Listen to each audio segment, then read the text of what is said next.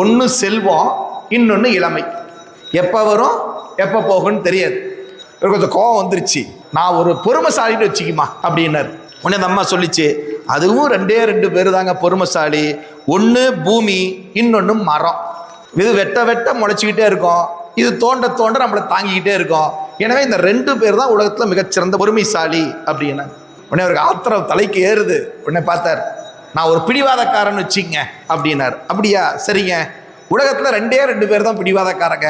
ஒன்று முடி, இன்னொன்று நகம். வெட்ட வெட்ட வளரும், கடிச்சு துப்புனாலும் வளரும் இல்லைங்களா. ஆக இந்த 2 தாங்க பிடிவாதக்காரன் அப்படின்னார். உடனே இவருக்கு நொந்து போயிட்டார். ஒரு டம்ளர் தண்ணி கேட்டு தப்பா போச்சே அப்படின்ட்டு, சரிம்மா நான் ஒரு முட்டாள்னு வச்சுக்கோ அப்படின்னாரு. உடனே அந்த அம்மா சொன்னாங்க, உலகத்துல 2 முட்டாள் தான்.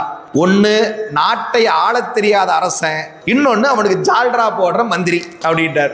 ஒரு நொந்து போய் காலில் போய் விழுந்தார். பொச்சுன்னு விழுந்துட்டு தலையை தூக்கி பார்த்தா ஆளை காணோம். அம்மா சரஸ்வதி தோன்றி அவர் கையில் அந்த ஒரு குடம் தண்ணியை கொடுத்து, நான் தான்பா கல்விச்செருக்கு வேண்டாம், நீ கல்விச்செருக்கில் இருக்காத, மனிதன் மனிதனாக இருப்பாயாக அப்படின்னு அந்த சரஸ்வதி அங்கே அருள் செய்ததாக வரலாறு உண்டு.